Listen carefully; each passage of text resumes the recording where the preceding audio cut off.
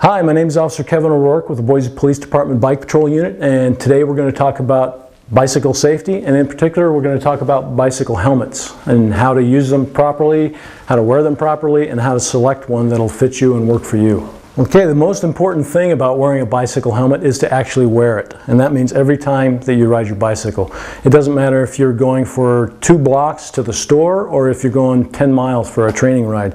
You need to wear your helmet every time or it's not there to protect you when you need it.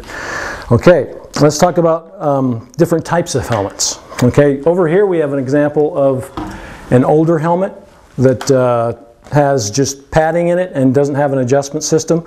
You might still find some of these in the stores, but most helmet makers are making them with some kind of an adjustment system. If you have this kind of system, I'll show you in a minute how to fit it properly for your head. This is a newer helmet, and most helmets nowadays have this kind of adjustment system in the back. You can see that you can tighten it up or loosen it for your head size. This helps the helmet to fit better for you, and it also helps it so that it doesn't move around on your head. The first thing you want to do when you try on a bicycle helmet is obviously see if it's too big or too small for your head. And one way to find that out is pretty simple. You just move it around on your head after you put it on and see if it shakes around or if it hurts your head.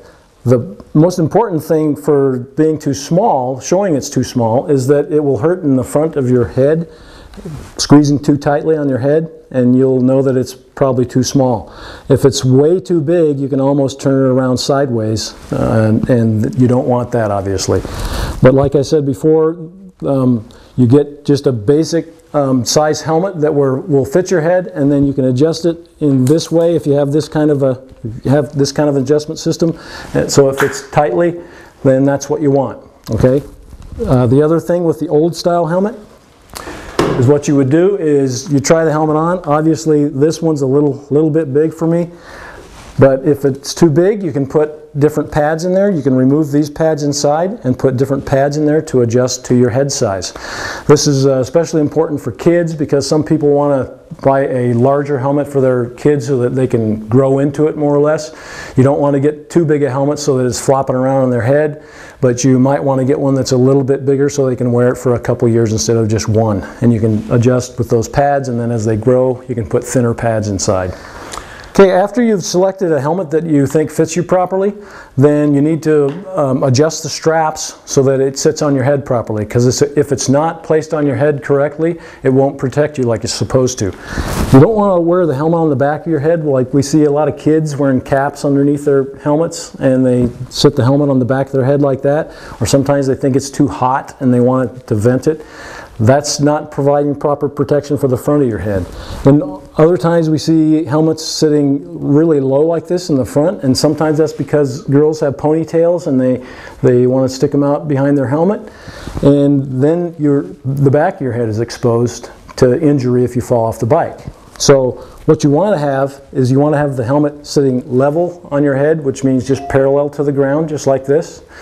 And to do that, you adjust your straps so that both these straps come down and meet these buckles or these adjusters right under your ears. And that's where it's supposed to be.